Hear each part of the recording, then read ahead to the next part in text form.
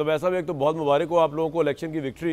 Election के बाद आप प्रोग्राम में तशरीफ़ लाए और इसमें कोई दो राय नहीं कि पाकिस्तान तहरीक इंसाफ नंबर 1 पर आई, इंतखाबी निशान के बगैर नंबर 1 पे आई, तमाम तर सोबतें बर्दाश्त करके नंबर 1 पे आई और बाकी पार्टियों को पिछाड़ा उसने। सर आज का जो दो चीज़ें समझ आई हैं वो ये, एक तो आप एहतजाजी तहरीक के लिए जा रहे हैं और दूसरा ये कि पावर शेयरिंग के लिए आप मौलाना फजल रहमान पीपल्स पार्टी इन सब से अब बात करने को तैयार हैं, वैसा ऐसा ही है? देखिए बात ये बिस्मिल्लाह बात ये है कि अभी जो फैसल वाड़ा साहब ने बात की है, इनकी तो बात का कोई कहाँ से शुरू हो रही है और कहाँ बात ख़त्म कर रहे हैं। ये तो ऐसा लग रहा है कि सिर्फ इस बात पे इनको तकलीफ़ हो रही है कि पहले इमरान खान बात नहीं करने को तैयार था तो वो एक बहुत बड़ा इतराज़ था, अब वो बात करने को तैयार है तो फिर एक उससे बड़ा इतराज़ है। तो ये करना क्या चाह रहे हैं? मुल्क में सिर्फ ये तबाही देखना चाह रहे हैं और इस नाम से कि तबाही नहीं करनी, लेकिन इनके तमाम जिस अंदाज़ की गुफ्तगू है और जिस अंदाज़ पे क्रिटिकल एटीट्यूड है, बड़ा अजीब सा है ये। मैं आपको एक बात बताना चाहता हूँ यहाँ पर।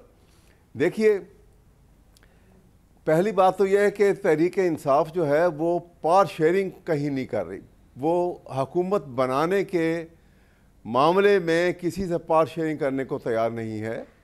ऑपोजिशन में बड़ा वाज़ेह उनको मौक़िफ़ है कि हम ऑपोजिशन में बैठेंगे।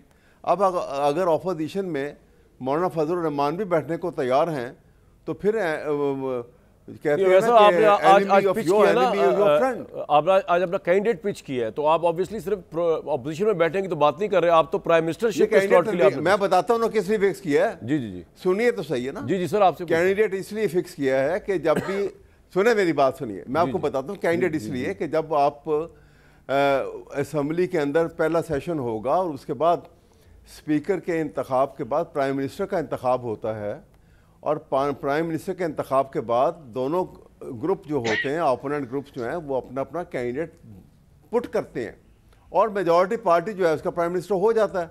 अनडाउटेडली इस वक्त जो कोलिशन बन रही है उसमें मेजॉरिटी पार्टी तो ये नवाज शरीफ की और जो बाकी इसके साथ मिल के वो एक मेजॉरिटी पार्टी है। हमने तो किसी से ना कोई जोड़ तोड़ किया है ना कहा कि पार्टी है। हम वहाँ पे सिर्फ अपना पुट ज़रूर करेंगे, हम ये नहीं कहेंगे कि अनअपोज्ड हो गया, हम पुट कर रहे हैं, लेकिन नॉट दैट कि हम ये पावर शेयरिंग के लिए हम किसी कॉम्प्रोमाइज़ कर रहे हैं, बिल्कुल नहीं कर रहे हैं। अच्छा, यह हमारा वाज़ेह मौक़िफ़ है। जहाँ तक बात की है इन्होंने अमेरिका की बात की है, तो बात यह है कि हम कोई ये स्टेटमेंट इमरान खान की स्टेटमेंट नहीं है।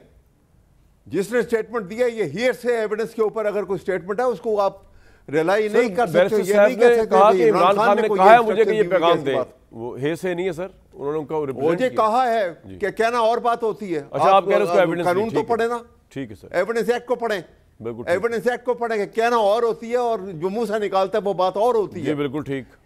ये बात यह है कि ये उनकी डायकोटमी के ऊपर बात की होगी कि अगर आप अपने मुल्क में डेमोक्रेसी पसंद करते हैं, किसी भी मुल्क को, तो किसी दूसरे मुल्क में डेमोक्रेसी के ऊपर अगर कोई कदगन आ रही है तो आपका एक असूली मौक़िफ़ होना चाहिए। बिल्कुल ठीक, इससे बियॉन्ड कोई बात नहीं है।